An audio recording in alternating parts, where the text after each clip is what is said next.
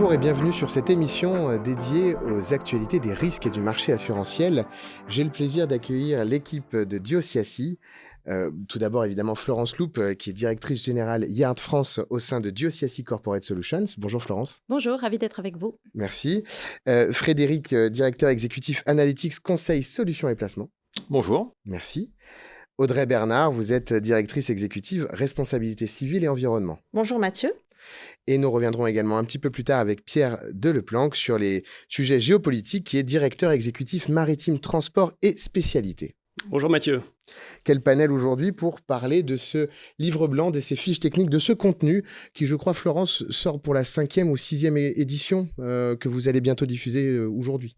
Alors, ce livre blanc, c'est la 6e édition du genre. L'objectif de ce document, c'est véritablement d'apporter les clés de lecture de l'environnement dans lequel on va mener les prochaines sollicitations sur le marché, les prochains renouvellements. C'est une opportunité formidable pour toutes les équipes de mettre en avant leur savoir-faire, leur expertise.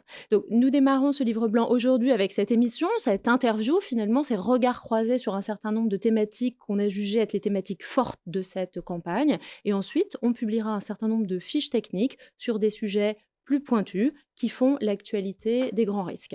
Ces fiches, les équipes y ont mis toute leur énergie, tout leur savoir-faire, mais je crois que c'est surtout l'occasion de reprendre contact avec elles pour en savoir plus.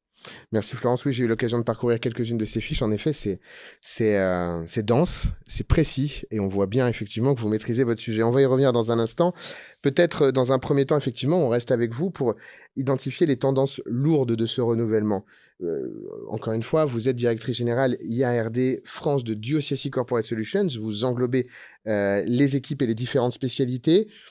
Quels sont les éléments qui vont, selon vous, rendre cette campagne singulière, cette campagne de renouvellement? La singularité de cette campagne de renouvellement, c'est probablement le fait que la perception des risques n'a jamais été aussi aiguë et sur tous les compartiments dans le même temps, que ce soit sur le plan économique, climatique, technologique, humain ou géopolitique, tous les éléments d'un questionnement global sont réunis. Cette situation, elle vient profondément modifier les stratégies de protection de risque de nos clients, qui sont donc beaucoup plus exigeants cette année, avec des ordres de priorité, de couverture différents de ce qu'ils ont pu souhaiter par le passé. Et dans le même temps, cette situation, évidemment, elle questionne profondément les assureurs, dans leur capacité à continuer à assurer les risques existants, et surtout à être au niveau sur le défi de l'innovation et de l'accompagnement de cette innovation. Et ces défis sont nombreux, d'autant plus qu'on sort de quelques années d'augmentation des polices quand même, hein, on l'a vu, vos clients l'ont vu. Et en plus, au-delà de cette année, donc de cette période de hausse sur les polices, on a une transformation profonde des risques. L'équipe me disait en préparant cette émission qu'effectivement, on passe d'une philosophie où on regardait le passé pour évaluer les risques à finalement une vision plutôt prospective. Puisque le monde va vite, on change la façon de regarder le risque. Donc, c'est une mutation profonde de votre métier aussi. Absolument. C'est vrai que désormais, le passé ne prédit plus l'avenir et pourtant, c'était quand même la base du modèle assurantiel de façon historique. Si on prend un peu dans les détails d'un point de vue économique, on a une zone d'incertitude extrêmement importante. La Banque mondiale prédit d'ores et déjà une croissance réduite par 2 l'année prochaine, mais on sait qu'à côté de ça, il y a un certain nombre de scénarios beaucoup plus drastiques sur les évolutions à venir. Ça induit des changements, des prises de décision chez nos clients très différentes potentiellement. D'un point de vue climatique, par exemple, on a finalement en parallèle l'émergence de méga-événements et aussi d'événements du quotidien qui prennent des tournures très différentes. On repense à la grêle du mois de juin, c'est probablement pour les assureurs sur le marché français un des événements les plus traumatisants sur le plan des catastrophes climatiques cette année. D'un point de vue technologique, l'accélération de l'innovation rajoute à la complexité d'appréhension des risques par les assureurs et en même temps rend toujours plus compliqué le fait d'accompagner toutes les évolutions dont on a besoin, qu'on parle de nouvelles mobilités, qu'on parle d'énergie verte, par exemple. Et donc là, on voit bien se dessiner un schisme entre les besoins d'une évolution de l'économie et la capacité du monde traditionnel de l'assurance à les accompagner. D'un point de vue humain, on a à la fois le risque de pandémie qu'on a vécu il n'y a pas si longtemps, qui pourrait réapparaître d'une façon différente, et sur un tout autre volet, le phénomène de la grande démission, qui est un élément contributeur extrêmement fort à l'évolution économique et aux contraintes sur les chaînes de production, d'innovation que l'on connaît actuellement. Et enfin, géopolitique, Pierre en reparlera bien sûr beaucoup plus. On avait bien sûr un certain nombre de zones de tension sur les années précédentes, mais on avait toujours eu la chance, si je puis m'exprimer ainsi, qu'elles soient finalement désalignées. Là, on se rend compte qu'on a quand même une multiplication des zones de tension, mais qu'en plus, on a de plus en plus d'alignements malheureux des planètes, avec tout le risque d'embrasement que cela crée, et d'un point de vue économique corollaire, la répartition, la séparation du monde sur des équilibres régionaux très différents de ce qu'on a pu connaître. Tout ça, ça a bien sûr des incidences extrêmement importantes sur nos métiers et sur donc le rôle que nous allons jouer aux côtés de nos clients dans ce moment si singulier. Donc finalement, un état du monde différent, une grille de lecture bien plus complexe, des nuages à l'horizon, on le voit sur bien des aspects. Quel est vous, votre rôle pour aider les dirigeants, les directions des risques, les directions générales, et finalement toute l'entreprise qui est concernée par tous les risques dont vous parliez, à aborder cette période? C'est tout l'objet de l'exercice d'aujourd'hui que de montrer comment on aborde cette situation. Je crois que le premier élément, c'est apporter à nos clients tous les éléments, la grille de lecture pour aborder cette situation-là avec suffisamment d'informations. Le second sujet, c'est aussi de valoriser le travail qui a été réalisé. Vous le rappeliez tout à l'heure, on sort de plusieurs campagnes de renouvellement extrêmement intenses sur lesquelles un boulot énorme a été réalisé par tous nos clients sur l'explication de leurs activités, la transparence de l'information vis-à-vis des assureurs. Ça, il ne faut pas faire table rase de ce qui a été fait, mais il faut absolument capitaliser dessus pour continuer à améliorer cette perception des risques. Troisième sujet sur lequel on est extrêmement mobilisé, c'est personnaliser le débat. On parle par exemple aujourd'hui beaucoup d'inflation, avec des velléités de transmettre cette inflation sur les conditions d'assurance de fait en travers. C'est absolument pas notre politique. Nous, on sera extrêmement attachés à ce que l'inflation soit ramenée à la stricte réalité du client, avec sa politique, sa façon de faire, de manière à ce que ces évolutions-là soient appréhendées au plus juste pour chacun de nos clients. Un point complémentaire, c'est utiliser toutes les opportunités du marché. Dans le moment que l'on vit, c'est sûr, il y a des restrictions d'appétit à certains endroits, mais on voit aussi réapparaître des marges de manœuvre pour des assureurs qui ont publié d'excellents résultats sur ce premier semestre, et d'autre part, l'émergence de nouveaux acteurs qui viennent compléter l'offre au service de nos clients. Et puis, on parle aujourd'hui bien sûr du 1er janvier, mais je crois que le débat ne s'arrêtera pas au 1er janvier, et tout le sujet sera pour nos équipes d'apporter à nos clients toute la palette de services pour continuer à les accompagner sur l'appréhension des risques nouveaux et des solutions qui existent pour couvrir ces risques nouveaux. Merci Florence. Je pense que le marché français a de la chance d'avoir un acteur indépendant capable d'aller dans le monde entier aujourd'hui pour l'accompagner sur ces thématiques et de pouvoir effectivement l'aider à se projeter. Nous allons maintenant poursuivre notre émission et présenter les axes clés donc de ces fiches techniques dont nous parlions, de ce livre blanc de Diosiassi Corporate Solutions. Donc nous commençons avec Frédéric et Audrey. Frédéric Dureau, donc vous êtes directeur exécutif Analytics Conseil Solutions et Placements, nous le disions. Merci à nouveau d'être avec nous. Est-ce que vous pouvez revenir, là on rentre dans le sujet, sur la partie notamment inflation, remontée des taux, les 3 grandes conséquences qu'auront ces phénomènes pour vos clients, pour le marché, donc la remontée des taux, l'inflation économique. Donc avec grand plaisir. Donc, alors je vais me proposer avec Audrey, avec qui on va partager ce thème de l'inflation, de vous parler plutôt de la partie, comme on dit, first party, ou plutôt dommage. Et donc, effectivement, les 3 grands enjeux de l'inflation en dommage, mais c'est le cas de manière générale en first party, c'est de 3 ordres. Donc, premier ordre, c'est un enjeu arithmétique, on va dire implacable, c'est-à-dire l'augmentation de l'économie de l'assurance, parce que les coûts de réparation augmentent, le coût de l'énergie augmente, le remplacement des équipements, et aussi un impact dans le domaine des pertes d'exploitation, puisqu'en fait les délais de réparation, du fait de la pénurie des équipements, de la pénurie de certains matériaux, certains composants, et le manque à gagner. Voilà. Donc ça, c'est l'aspect arithmétique implacable. J'ai envie de dire qu'on ne peut rien faire contre. En fait, si, on peut faire quelque chose contre. Florence a commencé à en parler, j'en parlerai tout à l'heure. Ensuite, il y a le deuxième aspect, l'inflation, on va dire, stigmatise la velléité des assureurs à être exigeants en matière de représentation des risques.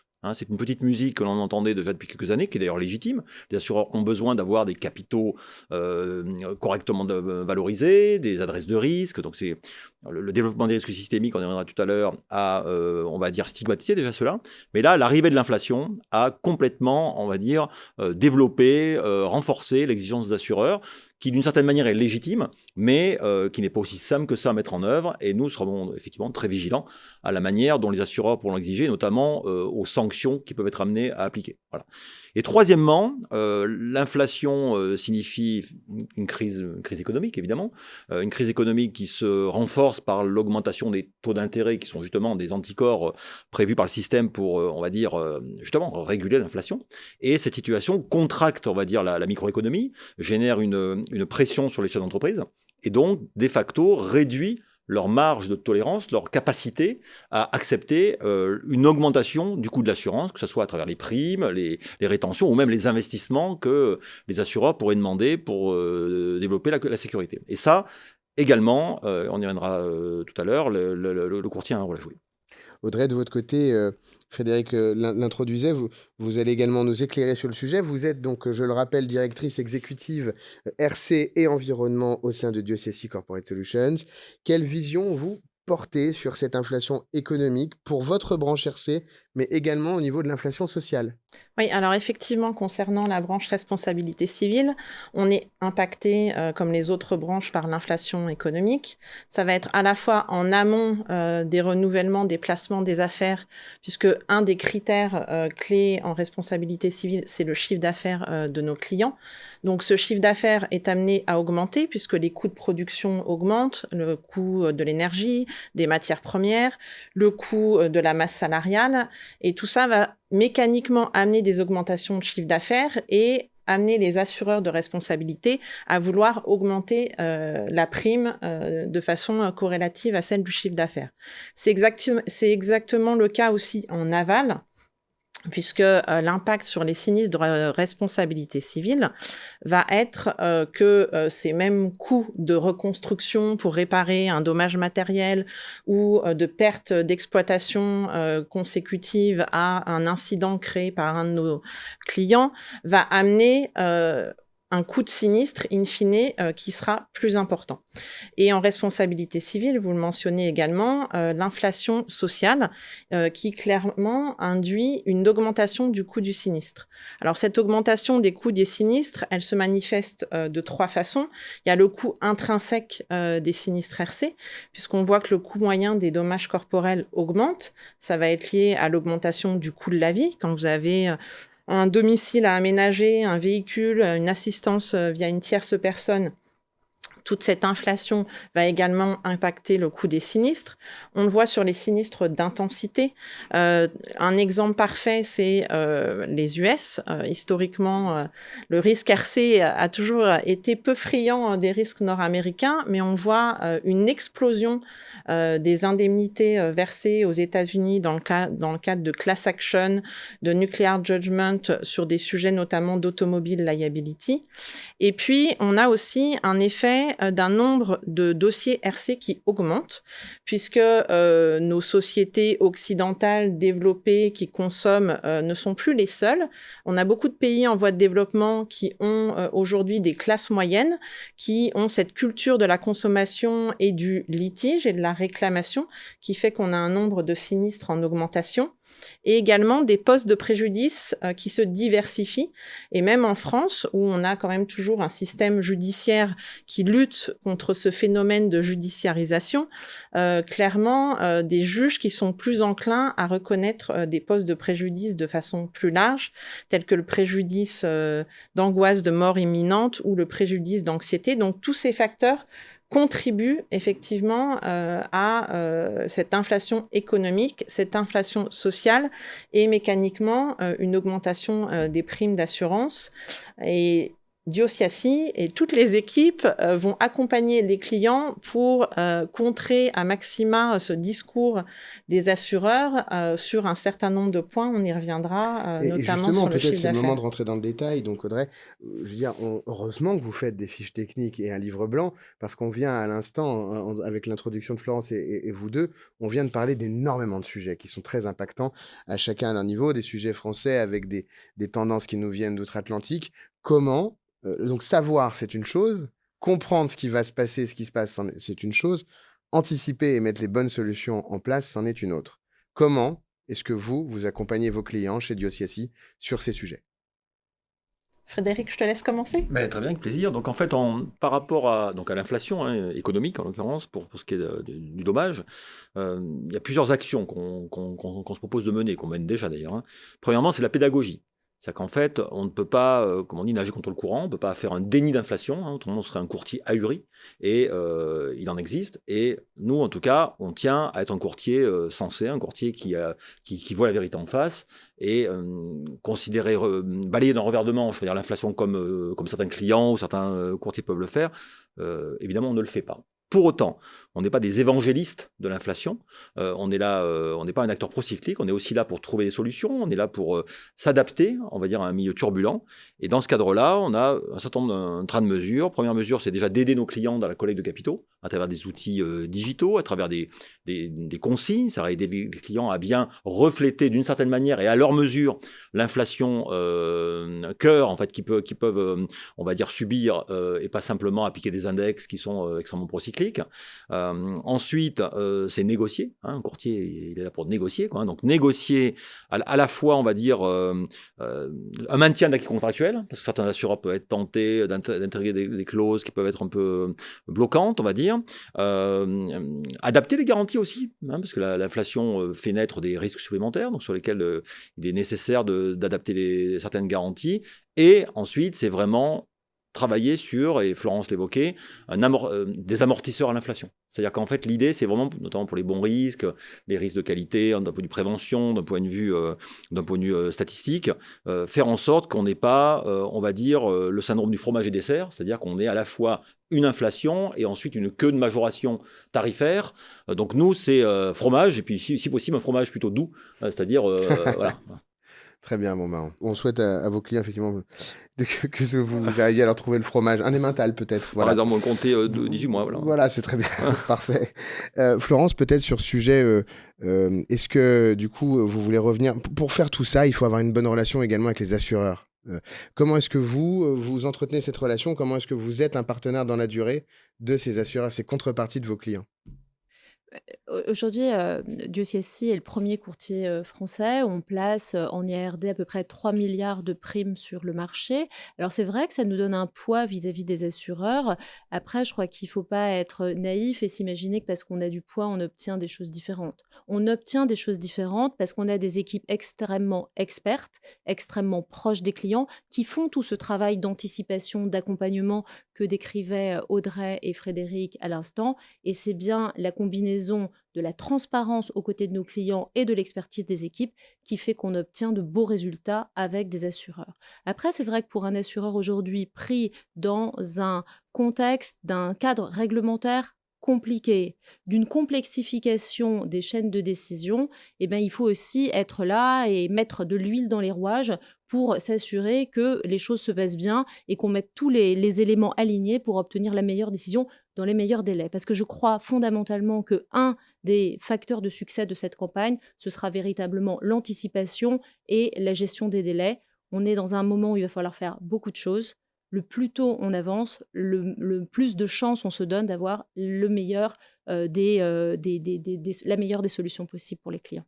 Vous l'aurez compris, donc ne reportez pas à plus tard le lancement du process pour cette campagne de renouvellement. Merci Florence.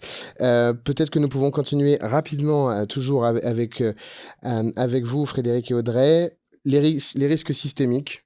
Donc, qu'on avait évoqué au titre de 3 principaux, la supply chain, le cyber, le changement climatique. Est-ce que vous pouvez nous parler un petit peu de ce sujet-là en quelques minutes, puisque je vois que le temps passe? Alors, rapidement, effectivement, donc Déjà, on peut se poser la question de qu'est-ce qu'un risque systémique. Alors, ne vous inquiétez pas, je ne vais pas vous passer une demi-heure à l'expliquer. En fait, c'est tout simplement un type d'événement qui a un impact large dans l'espace et ou dans le temps. Voilà, on peut le définir comme ça. Et donc, c'est-à-dire que la traduction, en fait, en matière assurantielle, c'est que cela va choquer, impacter les portefeuilles des assureurs et des réassureurs de manière importante. On parle d'événements, pour ce qui est du dommage, de l'ordre du milliard, pour certains événements, par exemple, de rupture de supply chain, comme il y en a eu dans le secteur automobile ces dernières années. On parle également de plusieurs milliards d'euros, quand on parle, par exemple, de la violence politique, notamment les grèves émeutes, comme il y a pu avoir au Chili, en Colombie, en Afrique du Sud.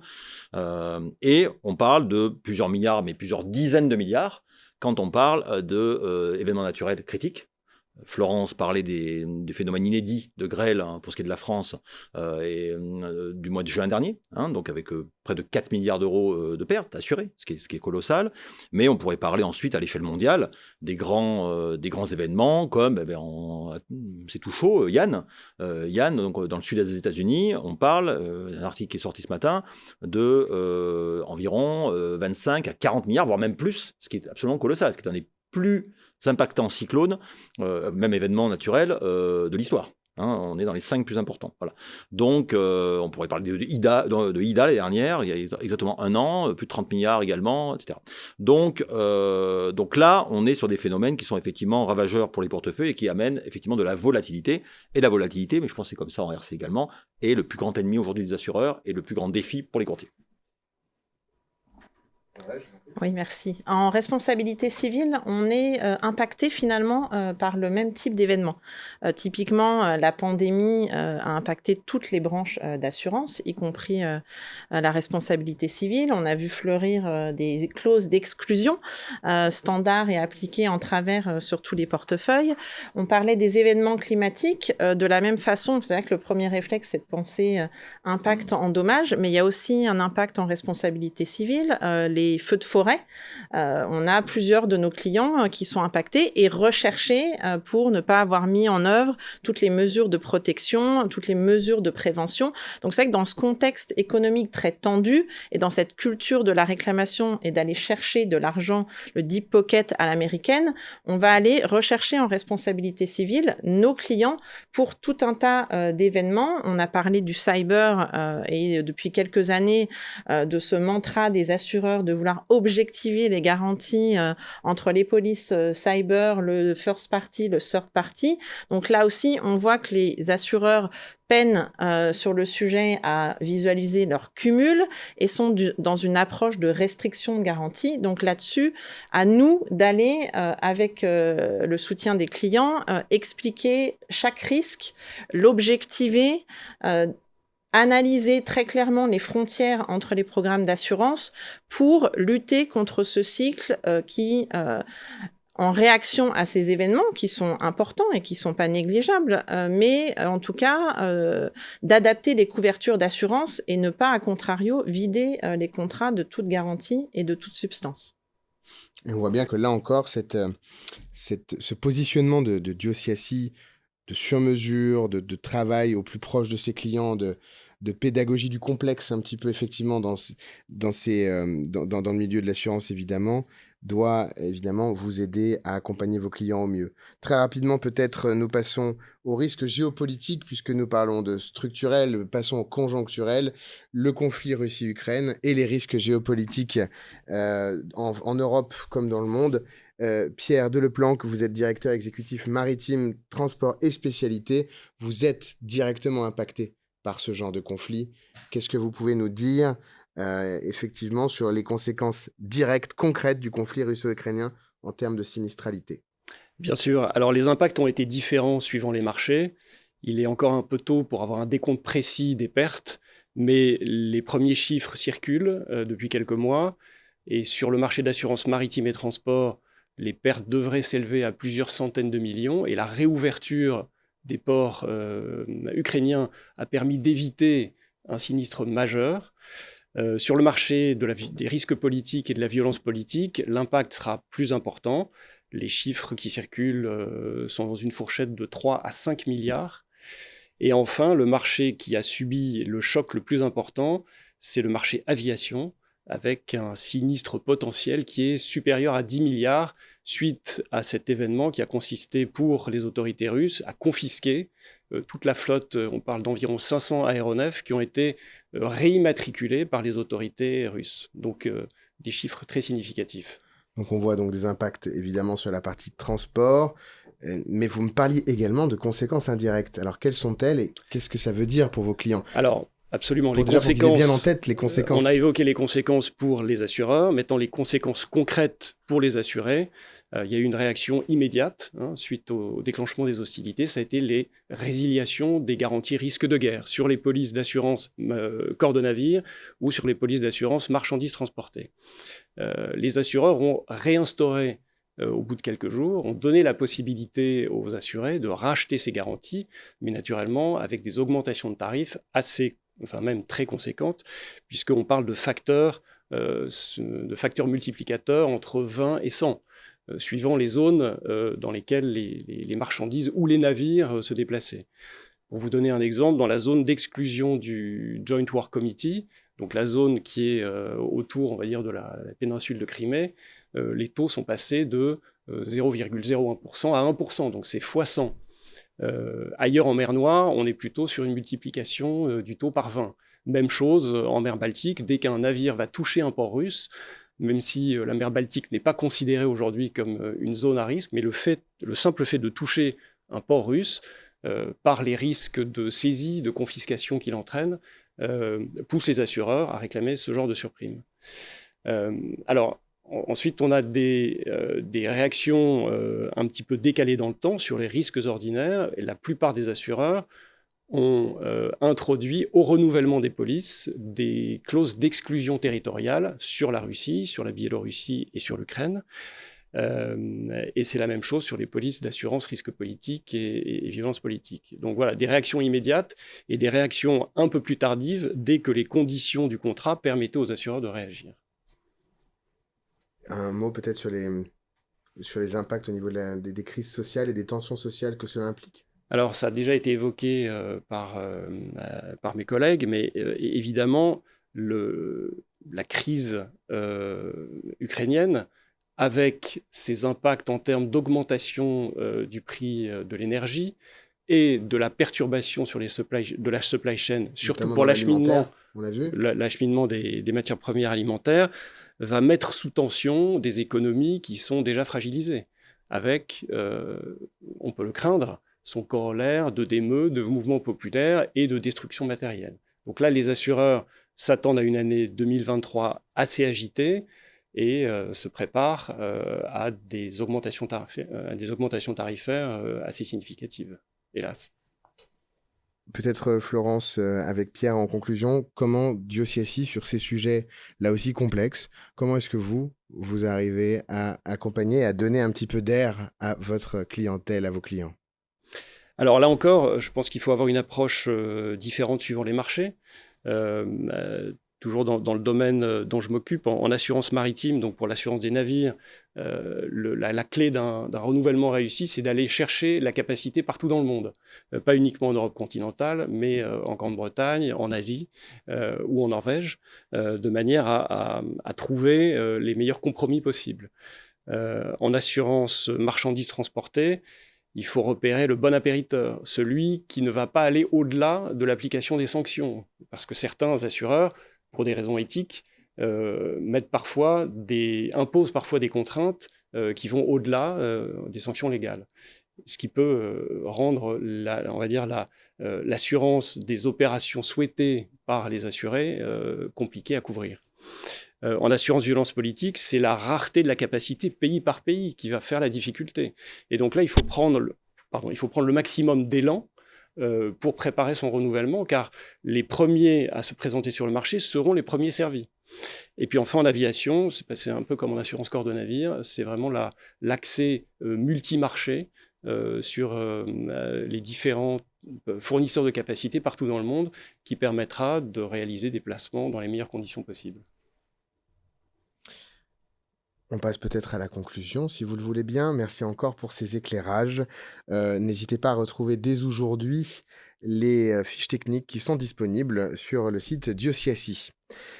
Florence, au-delà de cette campagne de renouvellement et de ces enjeux, on en a encore d'autres qui sont là et qui sont présents pour toutes les industries. La RSE, les indicateurs de performance extra-financière. Ces sujets également impactent vos marchés et vos clients. Bien sûr, c'est vrai qu'on a choisi aujourd'hui de se focaliser sur ce 1er janvier parce que c'est une date importante et que cet alignement des intérêts et des intentions avec nos clients était extrêmement important. Mais je crois qu'on est effectivement au début d'un nouveau cycle avec énormément de nouveaux domaines d'application de notre collaboration pour soutenir l'innovation technologique, la transition RSE dont on parle énormément. Et je crois que le courtier DioCSI possède tous les outils pour accompagner ses clients dans ce nouvel univers de risque. Des équipes expertes, on l'a vu, une capacité d'atteinte mondiale, comme Pierre le rappelait à l'instant, qui est extrêmement importante, qui nous permet de façon précise d'aller chercher le meilleur dans chacun des marchés, des services associés avec des actuaires, des préventeurs, mais aussi des outils informatiques qui doivent nous permettre désormais de passer moins de temps à aller chercher de la donnée et plus de temps à l'analyser, à nous permettre de prendre les bonnes décisions. Et c'est véritablement tout notre enjeu pour l'avenir. Et je crois que nous abordons tous autour de cette table cet avenir avec beaucoup d'enthousiasme, beaucoup d'opportunités aux côtés de nos clients. Et on vous suivra donc dans les prochaines semaines et les prochains mois. On refera un point du coup effectivement dans quelques semaines, quelques mois pour suivre cette campagne, parler de tous ces sujets. Je vous remercie infiniment. Donc Audrey, Pierre, Frédéric, Florence, je vous remercie pour votre présence, pour vos éclairages. Je vous souhaite une excellente journée. Merci de nous avoir suivis aujourd'hui. Rendez-vous dans une prochaine émission de Décideurs avec DioCSI. Merci.